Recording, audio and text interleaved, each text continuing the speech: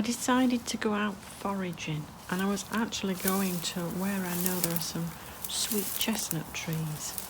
And they are just sweet chestnut trees because you have to be careful when you're foraging and make sure you know what you're picking.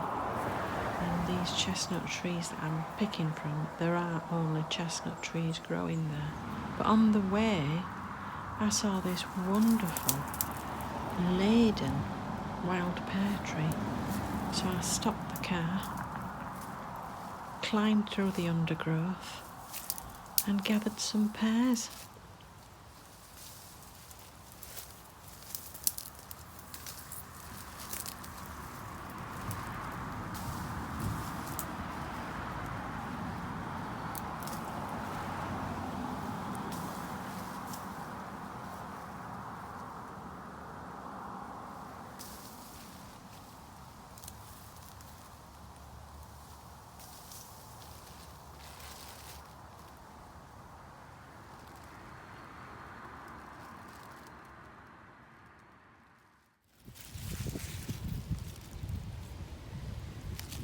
Then on to the sweet chestnut trees. In this area where I go, there's 5 in one area and 5 in another area, and it's been windy over the last few days, and the ground is just covered in chestnuts, sweet chestnuts.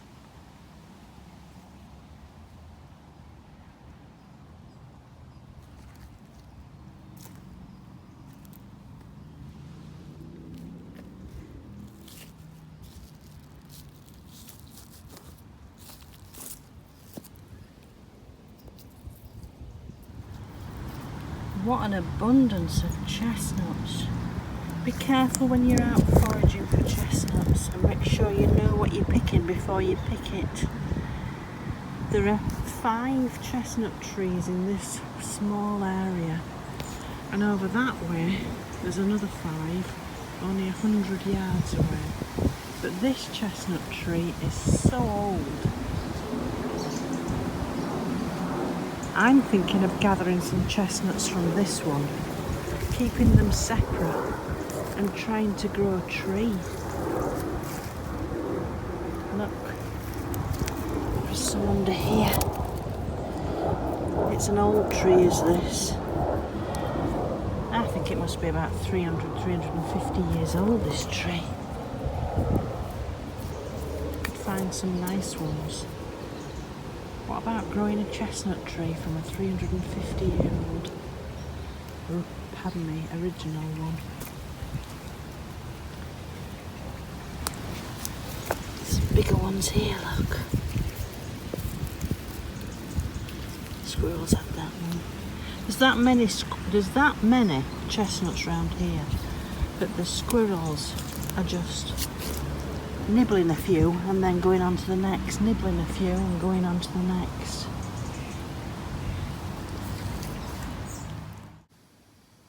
I've just been cutting back the fennel. I'm going to take these flower heads off and throw them away.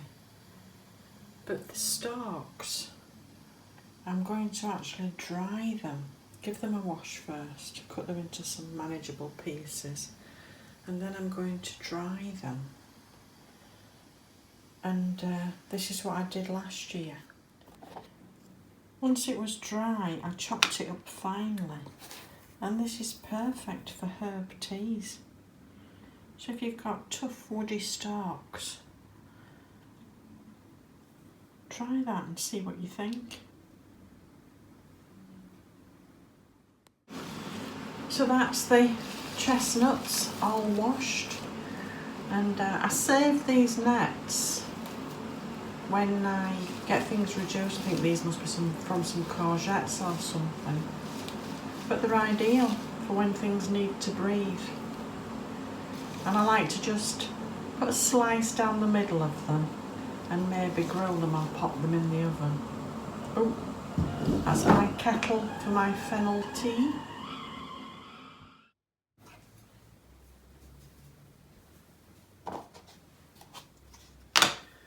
When you've got limited growing space like I have, I like to be able to use everything that I grow really. So being able to use the stalks of this fennel for herb teas is ideal. Spilt some there, look. Because it only rots back and you have to throw it and maybe pop it on a compost pile. But if you can use it, why not?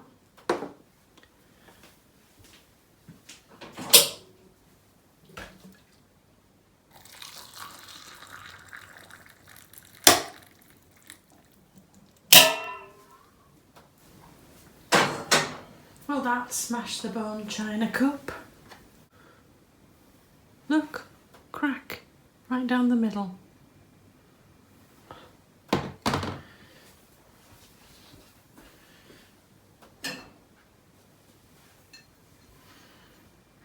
Shall we try again?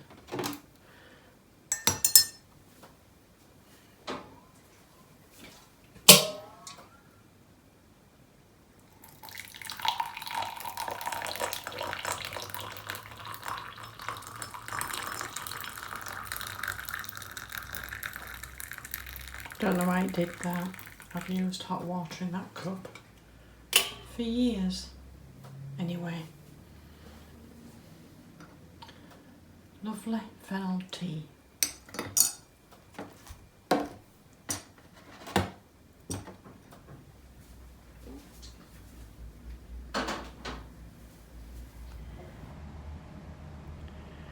This actually seems to have benefited from being cut back, look.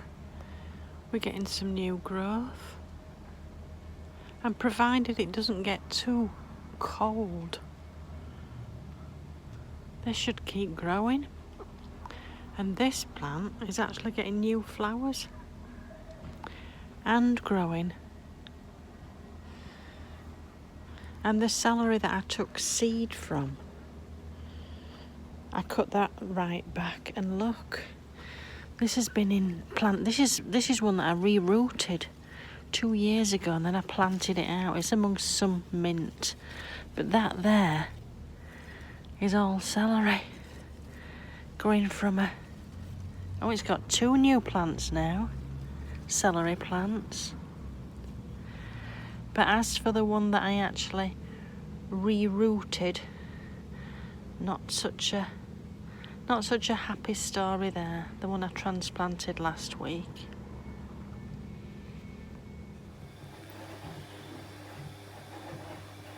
I did say the tricky bit when you're regrowing these celeries is when you try to transplant it into soil, it might rot. And it has done, actually. Never mind, we tried. We've lost nothing for trying. We've extended its life a little bit and got a bit more off it. But if I see another one for 10pence, I shall certainly try again. I'm going to cut those tops off, pop them in a bag in the fridge to use whenever, and throw that away. But it is when you start to replant it that is most likely to rot. And as you can see, it's going soft, so we'll throw that away.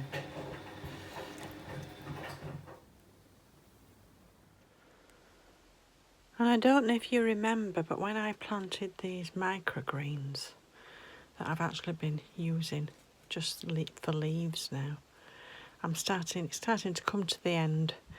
But when I planted these microgreens, I put some celery seed in there as well. And the celery does take a long time to come through. And now I'm using the leaves and it's letting some more light in. Look, that's a celery. There's quite a few coming through now. Where else did I see some? There, growing there. You can just look through the undergrowth, you can see the celery coming through. It's such a lovely day. It's going to rain for the next few days, and make the most of the good weather. Now it's getting into autumn. It is cold in the morning, But I think I'm going to go out and see what else I can forage for. I've been watching a few videos with rose hips. And I've gathered rose hips before, but I've never actually made rose hip syrup. So I might go out and have a look and see if I can get some rose hips. Take care, people.